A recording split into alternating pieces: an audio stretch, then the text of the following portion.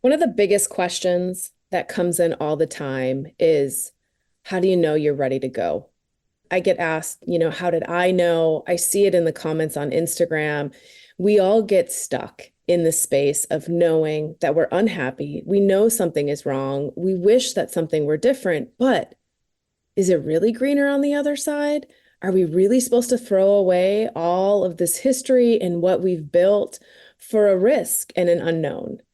And I am so excited to have today's guest on because we are going to dive deep into how do you know if you're ready? We'll share our stories on how we knew we were ready and help you get clear on what you want to. So let's get started. Welcome to the Crazy Ex-Wives Club, a podcast dedicated to helping women navigate the emotional journey that is divorce. I'm your host, Erica, and if you're trying to figure out life after the big D, welcome to the club. Whether you're contemplating divorce or dealing with the aftermath or any of the many phases in between, the club has got you covered. Each week, you'll hear stories from women who have been in your shoes. This isn't about spilling tea on divorce details. This is about giving you the tools to take control of your own healing journey. Listen in weekly for advice, tips, and tools to help you move through each stage of the process. Hello, welcome back to another episode of the Crazy Ex-Wives Club. I'm your host, Erica, and today I have Madeline Reeves with me. She's the founder and CEO of the Fearless Foundry and a fellow divorcee. So we are here today to share her stories from the other side, because not only did she make it through her 2 divorces, she has come out on the other side knowing her worth, knowing what she wants in life, and really feeling like she's a better parent. So welcome, Madeline. I'm so excited to have you here today. Thank you so much for having me, Erica. I've been looking forward to this conversation for weeks. Yeah, this is such a great conversation because so often that is the biggest question I hear. How do I know? How do I know that I'm ready? How do I know? It took me 2 years to figure out I was ready. And so before we jump into kind of exploring how you knew, why don't you tell us just a little bit about your history, your experience with divorce? What did yours look like? I was thinking about this a lot in preparation for this conversation because I have not been through just one divorce, but 2, and they could not be more radically different, both in terms of the person that I was partnered with, my maturity, the reasons I chose to go. And I think it's really, extra challenging if you've been divorced once to do it again, because inevitably you feel like you've got strikes against you. There starts to be like these jokes from friends who are like, well, maybe third time's going to be the charm kind of thing. And it just gets real heavy and shitty because you start to be like, the common denominator in these things are me. And a lot of folks see divorce as a sign of failure. And so, especially as an ambitious woman, I felt like I had failed when I started to make the decision that I was ready to go on divorce number 2. My first marriage was super duper young. I fell in love like really, really hard, really fast when I was 19 years old. I was a junior in college. I got pregnant with my first son, which nothing makes people flee from you on a college campus, like walking around with a big old pregnant belly. You look like this could happen to you at a frat party, which is like not at all what happened. We were very much in love. I had a great relationship with him. We were really best friends. We had chose to have a child. Like a lot of people thought it was an accident. And I know a lot now about biology and that like you're in that prime. And I just felt this huge maternal draw to have a kid with him. And we did. I got married on a beach in Puerto Rico. I was 20 years old. And I knew that I was marrying somebody who had a history of addiction, but I had no idea what I was getting myself into. And a lot of people kind of kept the lid on it, especially in and around his family, in and around his friend group, because I think a lot of people hoped that this would be a turning point in his story. And it was for a little while. We had, our son, we had a life that we were building. And unfortunately, addiction is just one of these really heavy and hard things. And by the time my son was 1, my ex started dabbling into his addictions again. And it got really bad and really full blown by the time that my son was 2.5. And so that divorce was very much like everybody was like, of course you should leave him. Of course you should go. This is not safe. This is really dangerous for you. My family was fully supportive of it. The court system had my back. I, got my kid and I left. And from that point on, my son was about 2.5, 3, started to rebuild my life. Eventually got to this point where I was doing a little bit of therapy, kind of unpacking a lot of the hardships and trauma that had unfolded over those years, and got to the point where I was ready to put myself out there.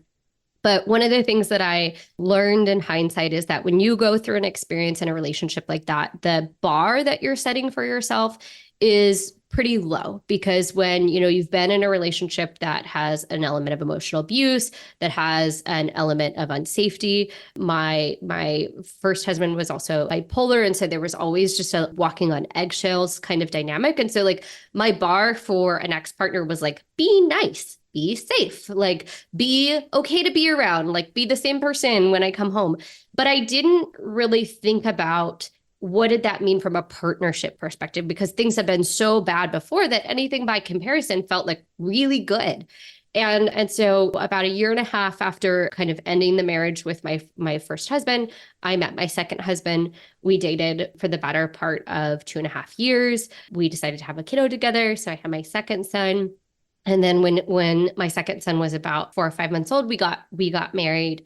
And there was a lot of things along the way that I look back now that I was like, there's so much in our culture where we talk about like red flags, right? And I think that gets a little bit sensationalized, but at the same time, I think there's these moments where we as women see things, whether it's the way that people are behaving, the actions they're taking, but really just the truth of showcasing like who they are as a human and what they value, that I kind of continued to shove under the rug, or continued to think would change, or continued to think once we have a kid or once we're married, this dynamic will be different.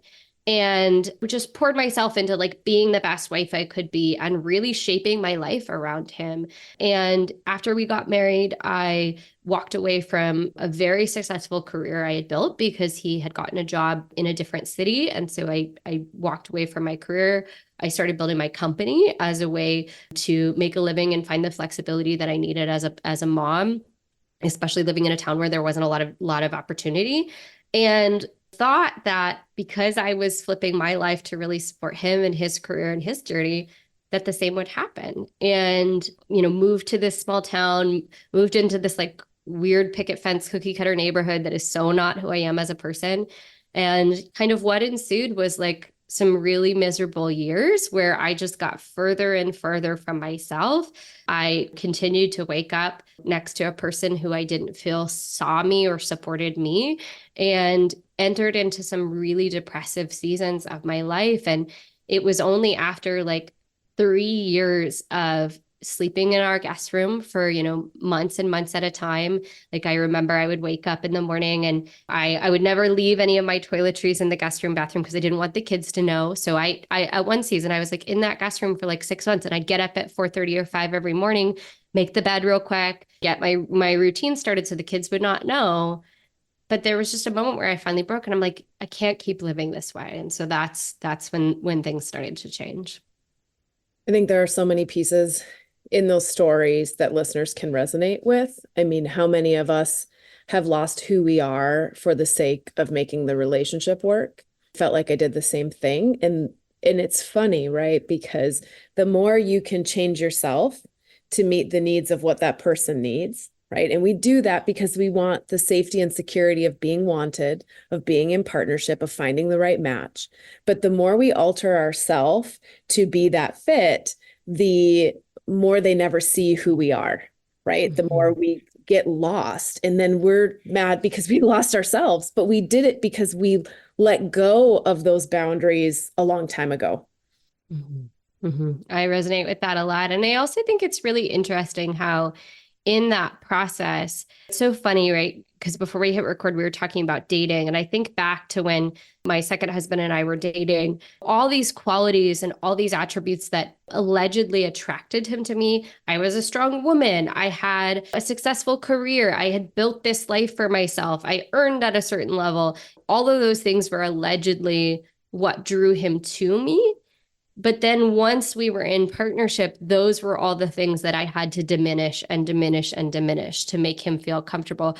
And I'm very hesitant on the dating scene right now. And someday I think there will be hopefully a person out there that I meet that really understands what it's like to be with a strong woman. But I think that I find a lot of the other women that I know who are in this season of should I stay or should I go are really strong, passionate, powerful women that feel like over time they're boxing themselves in and they're dimming their light over and over and over again to make their partner feel comfortable. And the result is this huge loss of power, this huge loss of self that can really erode you over time.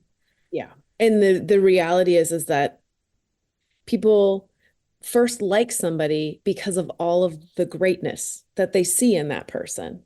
And it is true that a lot of times that greatness, when that balance of power doesn't have a way to be checked, that everybody, that polarity, if we get into that, right, has to be maintained, that's when all of a sudden it topples in one direction. And I had some of the similar stuff. I was the main bread earner. He still worked, but I was really hustling and climbing the corporate ladder and doing the things. And that did create a imbalance in our polarity. And to be honest, I was creating some of it. I make the money, I make the choices, I do the things, and that doesn't help in a relationship. So let's explore this. How do you know? Because you're looking in a relationship, if you're sitting in a place where things are not great, you're not happy, you have kind of lost yourself. And you're sitting in this place of, do I have to walk away from all of that in order to have me back? Or can I achieve both? And it's a really tough question to answer. So let's talk a little bit about that. What helped you understand that the choice was you had to leave? There's three things that come to mind. So one thing that was really at the heart of our ending of things was a coming into my values. And when I met him, for context, I was 25 years old. And again, I knowing what I know about neuroscience now, I was like, my frontal lobe was just coming online. And with that, like kind of this roadmap from 25 to 30, there's a huge amount of evolution that I feel like I went through as a person. And in that solidification of my values and of building a value-based company. And so much of my identity correlated to the things that I was showing up and taking a stand for as a feminist, as somebody who is deeply anti-racist, as somebody who really cares about using our power for good in the world. And there was this growing, grating feeling as that the firmer I got in those things and the more that I evolved and spoke out about those things, the more that I could see that I was trapped in a partnership that had a lot of patriarchal expectations and that had like no desire to do anything that was like changing the system. And he just was not the kind of person who saw anything wrong in the world. And that's not to demonize him as a person. We're all a product of our makeup, but my identity and my growth comes out of a pretty like activist oriented family, and he's kind of the guy who's like, it ain't broke, so why fix it, kind of thing. And so I started doing things like going to protests and speaking out really, really heavily in terms of like the form of press and media I was doing for my company around issues of equity, like gender pay equity and maternal leave, and all of these issues that I had kind of navigated leaving the corporate world. And again, he was just kind of someone sitting on the sidelines. And as I started to shape my company and think about a different trajectory for myself, I had a few different opportunities to perhaps go back into corporate. Like when I would be consulting with companies, people would invite me to, do you want to come be the CMO? Do you want to come take this big role? And I would start to evaluate those things in front of him as like a big next step for my life, my career. And I remember really distinctly one evening we were like sitting in the room and I was like describing this opportunity, like, should I take it, kind of trying to evaluate with him as my partner. And I was like, yeah, like penultimate for me, if I go back to my career in tech, would be like someday to win an award at TechCrunch. Like I live in Seattle, it's like the big thing. And like to be on that main stage and be recognized. There's so few women in this industry, in this space, who have reached that level. And I want to set that example for others. And his exact response was, well, what would I even do at an event like that? Like, I wouldn't have anyone to talk to. Like, he completely like flipped it about himself. And rather than like helping me vision that or like helping propel me towards that, was just like, that doesn't sound like any fun for me. And so for me, there was like this huge dissonance between like who I was becoming, what I was building.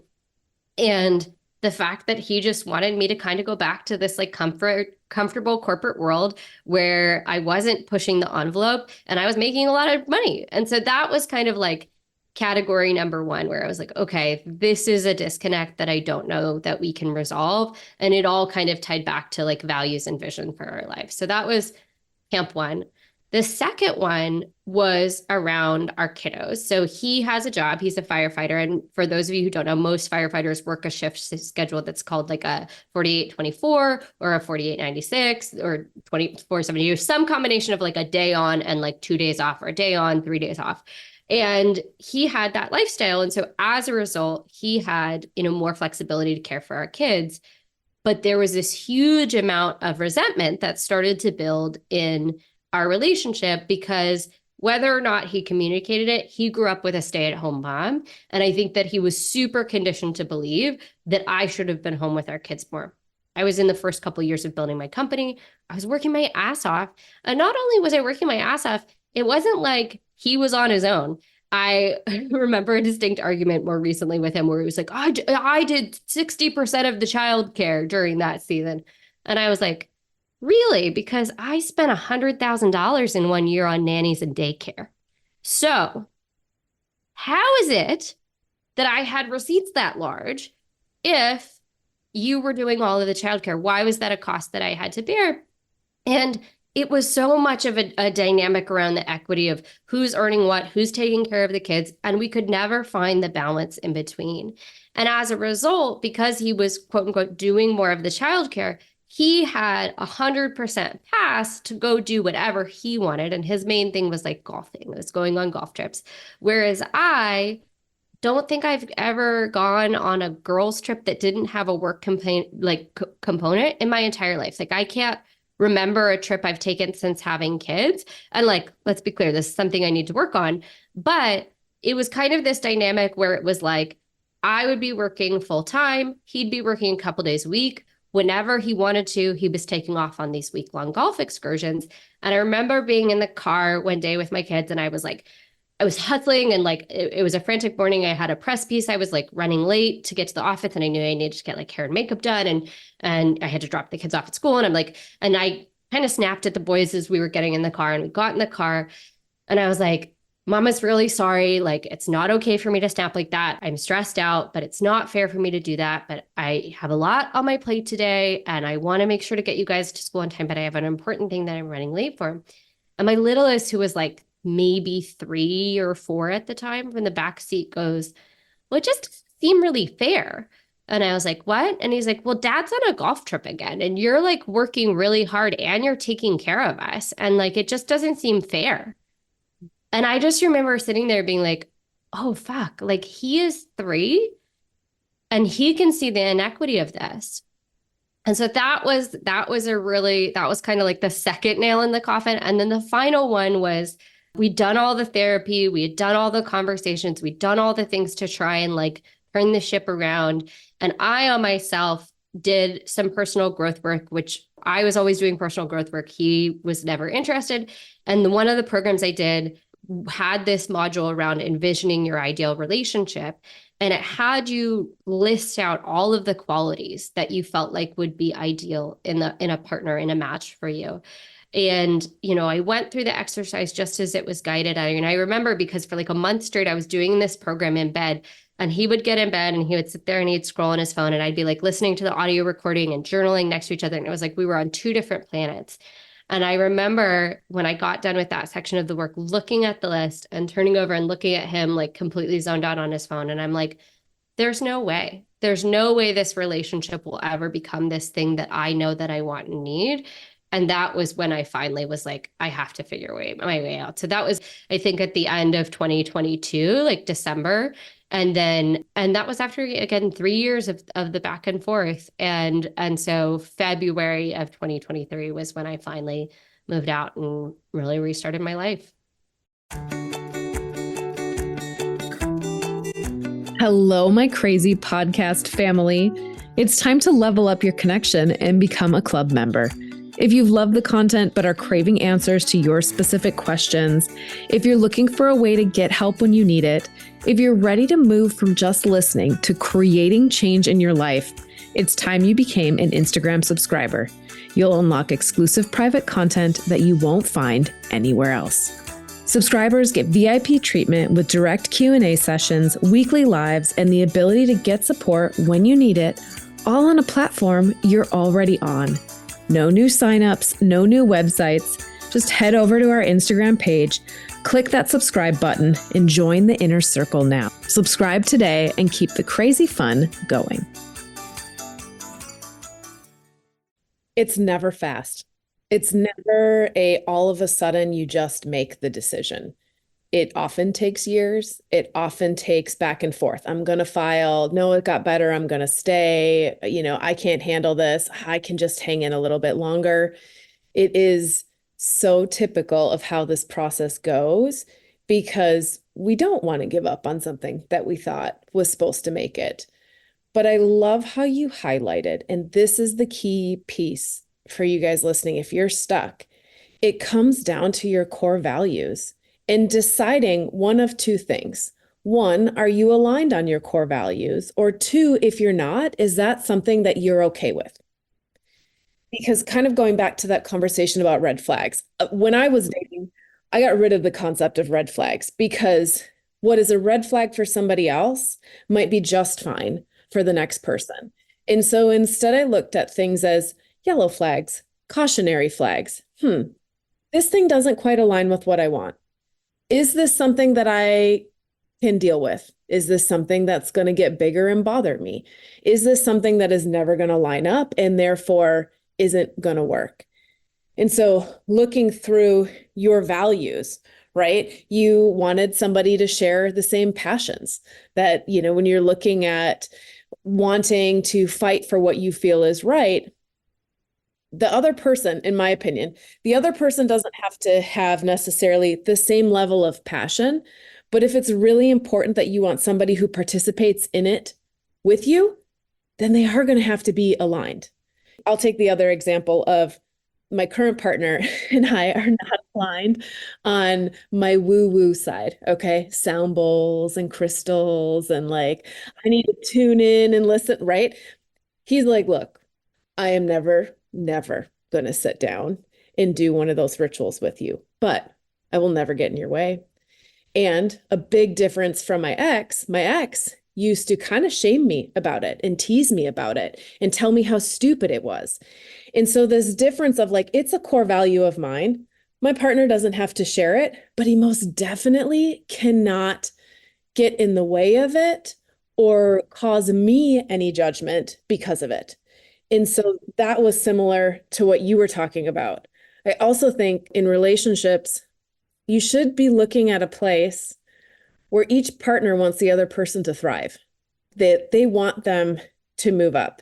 Similar experience to you. So I was working really hard. I was traveling for work. We had a small child. He was staying home with him. Well, he worked, but he was getting him back and forth to daycare, right? When I traveled, he was there. And when I came home from work trips, he didn't talk to me for 3 days because you left me and you went on a trip. And I'm like, but I'm trying to grow, and aren't we okay? And so if you're sitting in a place, really take a look, does your partner want you to thrive? And that doesn't necessarily mean a corporate career. I can think of another client I have who just really wants time to do the things that she loves to do, right? And she's also kind of in the woo world. So there are these mystical things that she wants time to do, and he doesn't understand or believe in them. And every time she tries to carve out a little space for her personal self, he gets upset. He gets offended. He gets threatened that she's leaving. And that triggers him to try and hold on more. You also shared your value of raising kids and stay-at-home mom or a stay-at-home dad. Those are really different values. And both of them work. You can be a working parent or you can be a stay-at-home parent. Both of them create wonderful, beautiful kids in loving families. But you've got to be aligned with your partner on what you want. And then the one that also resonated with me, only one person really wanting to do the work. It sounds like you guys you did some therapy together, but then at the end of the day, there's a difference between showing up and sitting through a meeting once or twice and then really doing the personal reflection to say, hey, what did I contribute? what do I need to change to be a better partner on both sides? Everybody needs to do this. And what do you really want? I love that list. Have you pulled out that list? Speaking of getting ready. Oh, I look, it's so funny. So one of my coaches challenged me to look at it because I was having a conversation, as I'm starting to think about the path of putting myself out there again. And I was saying to her, like, I really struggle with believing that successful, powerful women like me can have a true equitable partnership because I don't have a lot of examples of it. Like I don't have a lot of examples. And I was like, but I'm gonna catch myself in that limiting belief and say, like, I know we like attract what we are. And so long as I'm sitting in this belief system that like powerful women cannot have true partnership, that's all that I'm going to believe in. That's all that I'm going to attract. And so she kind of challenged me to like, one, return to the list, like return to what you said that you really wanted. And also really, really focus on surrounding yourself with examples of people who are in the kind of relationships and marriages that you want to believe that you exist.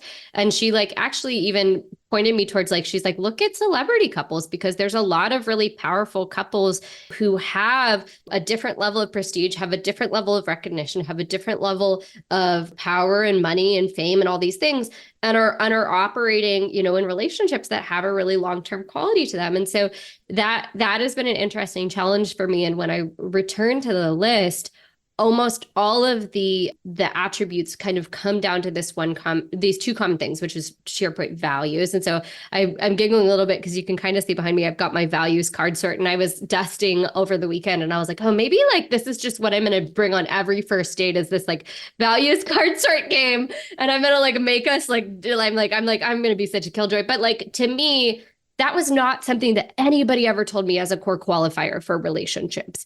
And again, to your point, it's not that we have to have the same values, but it's that we have to respect each other's values and we have to be open to each other's values. And we have to not be actively undermining each other's values. As you were talking about that client and also about your own experience, I'm like, yeah, he was undermining you. He was undermining you because you were demonstrating something that was showing that you were working on yourself and trying to grow. And my truest belief is that in partnership, you are in this parallel path where you are walking, side by side in theory, but at times somebody's going to be walking faster. At times somebody's going to be walking slower. At times we're going to be side by side. But ultimately, if you are not growing and walking together, you're growing and walking apart. And that is what I see with my partner and I. And I remember being in a conversation, I was going for a walk and talking to my therapist. And I'm like, I just see that in total, our relationship was about 8 years. In the last 8 years, I've gone from here to here and he's gone from here to here. And if I keep growing at this level and he keeps growing at this level, what is this going to be like when I'm 40 and 50 and 60? I'm going to be completely on this other planet and I'm just going to be lugging around this guy who like doesn't have anything in common with me other than that we have a kid together and doesn't really give a shit about any of the things that I care about. And there were all these telling moments where we would go out to dinner. Especially during this season, like my mom was very much like, you just need to do more date nights. I'll watch the kids.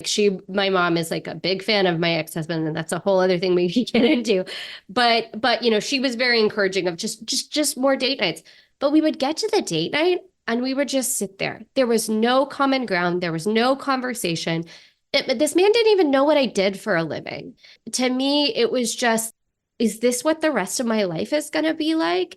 And for me, the big thing that I have walked away from as I start to think about the potential for future partnership is like, yes, the values piece, but friendship. Nobody taught me you need to have a relationship where you can like talk or not talk about anything forever, where you can just shoot the shit, where you can sit in your yard and stare at the sunset and just be there together and have a level of friendship. And that's the thing that him and I never had. We had a super hot attraction. I think I showed him a side of what his life could look like. I had a lot more means coming into the relationship. I had a lot more success. The joke, but not joke, was like our relationship was that Beyonce song, like, let me upgrade you. Like that was what he walked into. And I started to grow and change and evolve. And I was like, we don't have anything other than like, we like to cook and we like to travel. There's no other common ground. I think there's two important things to note on that is that one, growth is not always on the same timeline.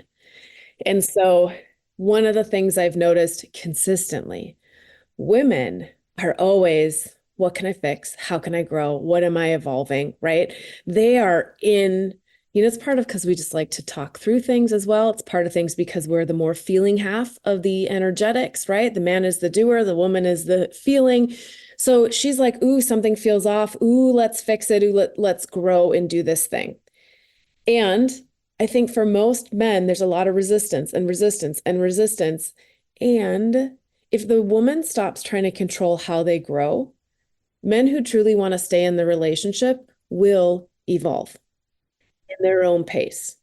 And so I know I've caught myself that sometimes I'm like, oh, I've explained what needs to happen and I can see what's really good. And how come he hasn't met me on this new plane yet? And then when I let go and I'm like, okay, hold on. In this situation, all the foundations are there. They're all the green flags are all there. And I'm like, let's give it some time. Let's continue to believe that he can step into this. He has shown that he's grown and evolved and done things differently.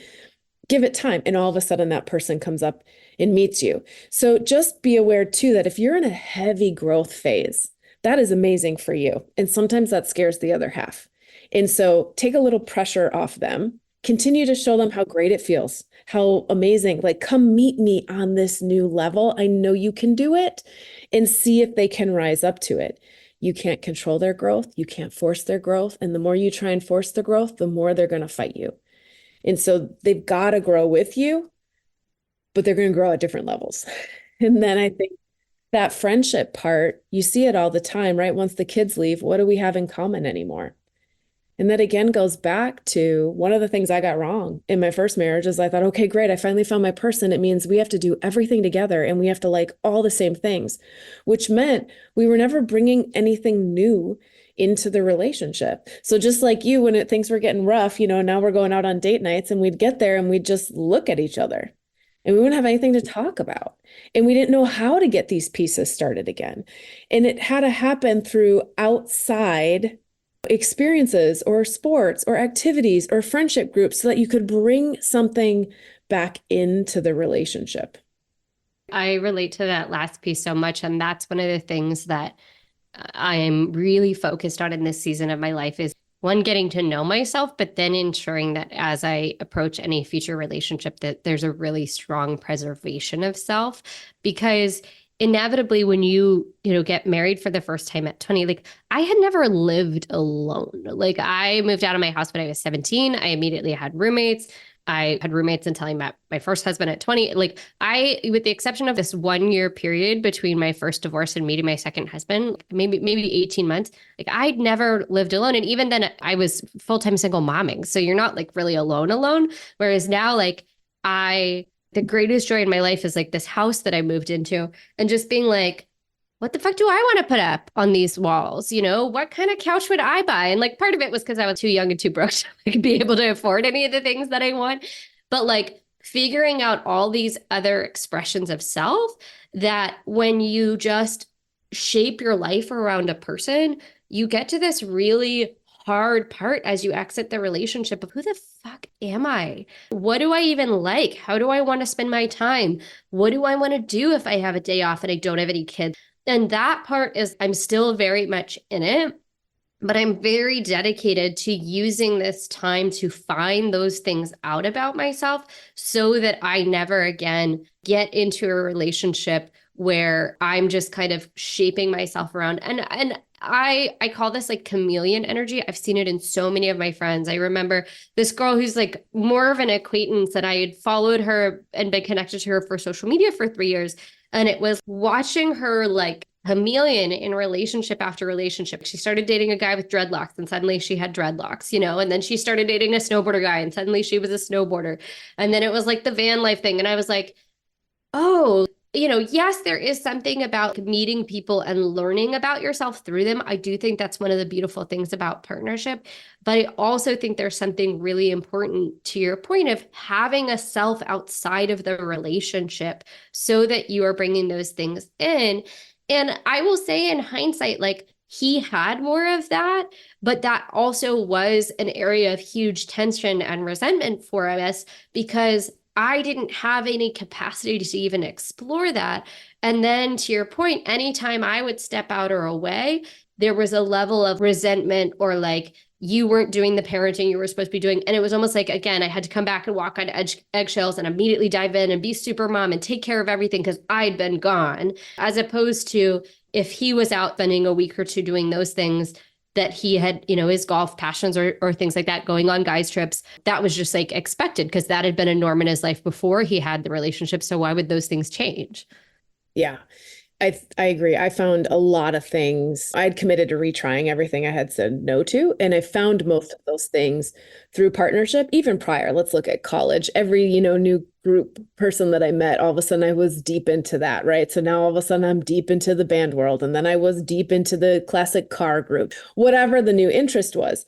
Nothing wrong with that because I met a ton of people. I learned a lot about myself. And what I learned is that the things that truly aligned with who I was, I continued to do on my own, even when that relationship ended. And that was the biggest key that's how to me I shifted from this chameleon energy, which I was such a pro at, such a pro at who can I become?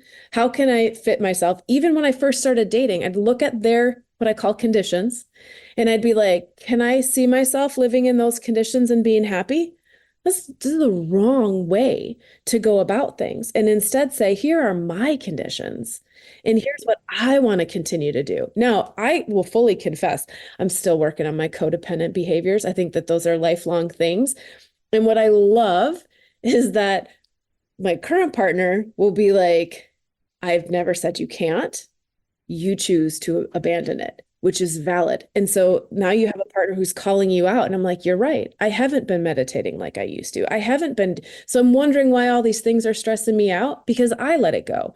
Not because the relationship demanded it, not because I was guilted into it, but because I started to let those boundaries go. I stopped prioritizing my physical, mental, spiritual health. And those are just jobs that we have to maintain for ourselves. We can't rely on another person to make sure we always get it done. We can't rely on the other person to fill up those buckets for us. And that's a mistake we so often make in relationship. Now, our two stories, we both left. I tried for 2 years trying to decide if I was ready to leave before I left. I know you shared yours was quite a few years too before you were ready. Can you make these changes and stay in a relationship? Yes, if, again, the values align. It's nothing about there's one right way, but it's what can you live with and what can you not? And I think in every story, we always get to a place where we're like, I can't live with that. My values were I wanted somebody who wanted to spend holidays together and be focused on our family. He didn't. He wanted to go out drinking. And I was like, we're not aligned. We're not aligned. And when you get to that point of being like, we're not aligned on the core values that truly matter in my life, that's when you're ready to make the decision and you know that you can't stay any longer. It's funny, the holidays have been playing around in the back of my mind because every year after the holidays was when I would start to be like, I think it's time to go. And that went on for 3 or 4 years. And it was also that emotional struggle because inevitably, like, especially when you have little kids, like there's this whole magic making that goes on around Christmas. But I was like many wives where it was, I was motherfucking Christmas. Like I was like, she got the card, she got the pictures taken in October. She like printed them out. She's putting all the names on the envelope. She's got the list in her phone, buying presents for everyone, his family, making sure, the overseas packages shipped on him, all of those things. And I would show up on Christmas morning and the kids would have like everything under the sun to a T. I'd take them to see Santa, all the stuff. And, you'd pulled off the magic for another year. And he's just kind of like sitting back. And then I would get my gift from him. And for years it was like, do you even know me? Like it would just be the most random stuff. And then on one of the final years, I got a really, really great set of gifts from him. And I was like, it's finally happened. He finally understands me. He's finally changed. And you're making the face because you're like, oh, wait, what's going to happen next? And then I got a text from one of my girlfriends who was like, did you like your Christmas present? And I was like, yeah. And then she was like, good. He had gone out and basically hired my girlfriend to shop for me because after 3 years of not knowing I was not a settled wife. I would like DM him shit on Instagram, being like, this is what I want. This is what I want. Buy me this. I was so sick of being disappointed in that way.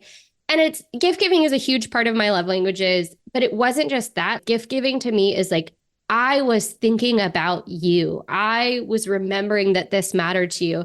And I'm the kind of partner who every time I would go to the grocery store, I would like buy a different treat or sweet for him because I knew the things that he liked and I was thinking about him while I was shopping. And I was just never in that reciprocal. And so every year after the holidays, again, your mantras in your mind are like, is it going to be like this forever? You know? And I think that there's this moment where when you start to play out the future you had envisioned for yourself and you realize like we've had 5 or 6 goes of this and it's never going to change, whether that's, 5 or 6 trips with this family and they all end up being awful, or 5 or 6 versions of the holidays, or 5, like you get down this path where you're like, oh, we've tried this enough different ways and I don't want to live my life like this anymore. And it was also really hard because the holidays were always this point of like, but I don't want to break up this family, right? That is this moment that you treasure and you want to have it be together. And last year was the first time I didn't have my kids on Christmas morning. And that was like a really hard thing. And also, it was really rewarding in the sense of there was no expectation that somebody else was supposed to be pulling the weight and pulling off the magic with me. And I got to sit back and watch my kids open presents and drink my cup of coffee and be like, I'm the motherfucking magic and I know it. And I'm not disappointed because the only expectation I had was what I was going to do for my kids. And I did it yet again. And so I just think about this a lot. I'm very curious what the like status in terms of divorce rates post holidays, but I think it's just one of these key turning points where we look at like the life we wanted versus the life we're living and, start to see that there's some change that's needed. Yeah, actually, January is known as divorce month. It's the month that the most divorces are filed. I think to close out this episode, you guys, if you're in those situations, because I had the same thing. I was building the toy chest on Christmas Eve while our toddler slept, and he was at the bar hanging out with friends. And I remember having that moment where I was like, I love making the Christmas magic for my son, and it is magical for him. And I thought I was going to have a partner in this. And I thought I was finally going to have somebody to hide the Easter eggs with me and to make the birthday cakes or to do the Christmas and all the magic. And those were the moments that I was like, he's not going to change. People are who they are. We have a different value in this. And if this isn't something I'm okay with, if I'm doing all this and it's just depleting me, it's not filling my cup, it's not bringing more into my life, I'm just exhausted from being alone in it, it's a pretty good sign that there's a different thing that you want in a relationship. There's been so many resources, you guys, to help you as you navigate that process. Obviously, there's all the podcast episodes, but there have also been some great partnerships that other people that I've had on, other companies that help you get the process started. So just know that if you're like, I don't understand where the heck to start in this, you've listened to Madeline, you've listened to me, you're now like, okay, I think the answer is I have to go, but what's the next step? Definitely pop over, listen through, like places like Hello Divorce are a great resource to help you. As always, there's coaching. You can reach out to me. I'll set you up with some connections of the people that I know. And until then, give yourself grace. This is a journey. This is a marathon. It's not a sprint. It is something that you will deal with, and not deal with in a bad way, but it will always impact you for the rest of your life. Even after the divorce, even after you figure out how to co-parent peacefully or parallel parent, this is a part of who you are, and it's made you who you are today. So it is something to be celebrated.